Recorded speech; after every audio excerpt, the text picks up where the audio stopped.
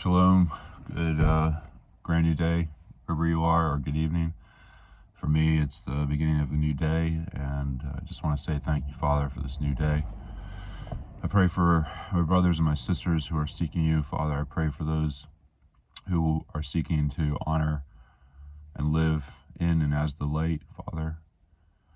I pray that you would strengthen us, divide us from the darkness, Father.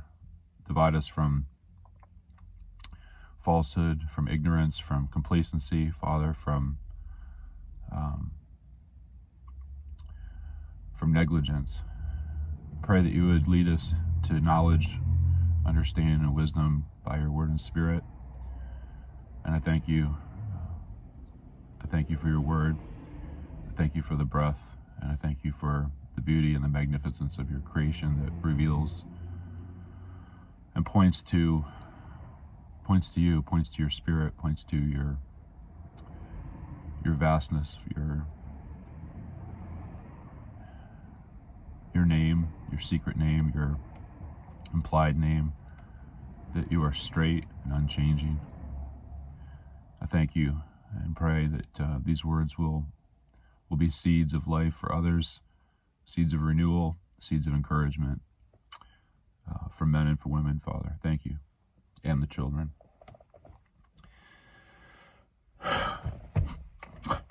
Just mention the children. That's what this is really about. So we're going into day 13, chapter 13, and this is the meat of Proverbs, contrasting the righteous and the lawless, or the upright and the wicked. Verse 1, a wise son accepts his father's discipline, but a scoffer does not listen to rebuke. From the fruit of a man's mouth he enjoys good, but the desire of the treacherous is violence. The one who guards his mouth preserves his life. The one who opens wide his lips comes to ruin. I pray that's not me, Father. I pray that's not us, Father. The soul of the sluggard craves and gets nothing, but the soul of the diligent is made fat. A righteous man hates falsehood, but a wicked man acts grotesquely, disgustingly, and shamefully. I'm substituting some words in there, some synonyms.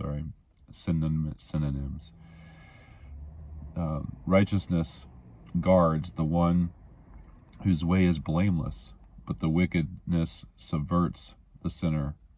There is one who pretends to be rich, but has nothing. Another pretends to be poor, but has great wealth. The ransom of a man's life is his wealth, but the poor hears no rebuke.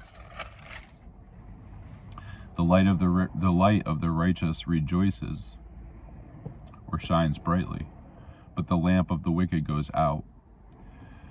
Through insolence comes nothing but strife, but wisdom is with those who receive counsel. Wealth by fraud dwindles, but the one who gathers by labor increases. Hope deferred makes the heart sick, but desire fulfilled is a tree of life. The one who despises the word will be in debt to it, but the one who fears commandment will be rewarded. The teaching of the wise is a fountain of life. To turn aside from the snares of death, good understanding produces favor. But the way of the treacherous is hard.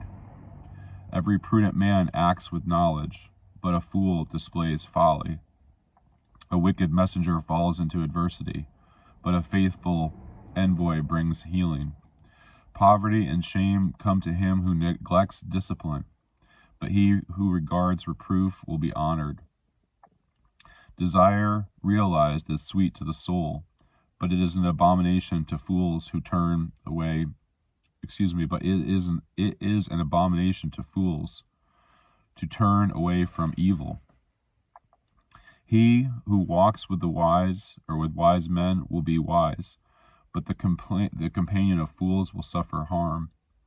Adversity pursues the lawless, or sinners, but the righteous will be rewarded with prosperity. A good man leaves an inheritance to his children's children, and the wealth of the sinner is stored up for the righteous. Abundant food is in the fallow ground of the poor, but it is swept away by injustice. He who withholds his rod hates his son. Discipline. but he who loves him disciplines him diligently. The righteous has enough to satisfy his appetite, but the stomach of the wicked is in need. That was chapter 13 for day 13 of Proverbs a Day. And I hope that you have a beautiful, blessed day wherever you are. I pray that all my brothers out there are encouraged just to stay in the Proverbs daily. Just make it a habit of your life. It's been so helpful to me, and I'm still a new tree myself, so to speak. You know, a tree is a powerful picture. It's mentioned in this chapter. It's mentioned throughout the Bible. It's a picture. It's a symbol, and there's so much depth to it. You know, we don't eat or prune and cut back a tree for the first 3 years of its life so that tree can establish its roots. We don't stress it. We let it grow, and this is also we see this in within the tradition of the Yahudim, where we don't cut our children's hair traditionally for 3 years. We let it grow, and that's a picture. That's a reflection of that law or that statute regarding a tree. But a tree is an amazing testimony to us. When we look at a tree, we see what it grows from it, and it literally divides in itself and creates fruit of itself, and then that fruit has seed within it. And the interesting thing is, if you consider the real nature of the kingdom of heaven versus what we're taught by men, and my degree was in economics, or is in economics, and the first law that they teach us in economics is the law of scarcity, which is a direct contradiction of the natural order, which is abundance. The law of scarcity is contrived. Men create scarcity for their own gain. When you look at the apple or look at a fruit, it has a finite or limited number of seeds within it. But within each of those seeds is an infinite amount of future fruits, future trees. That's the beauty of heaven. That's the kingdom of heaven. That's the picture.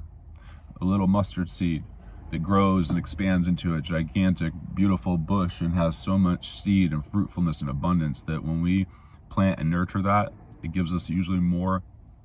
Well, in the natural order, it gives us more than we can consume ourselves, and we're able to share with others. We're able to bless others. This is also another beautiful aspect of what the law directs us to do with our fields, that we leave the boundaries of our fields unharvested for the passerby, for the sojourner, for the poor, that there's always food within reach for those who are moving through our lands.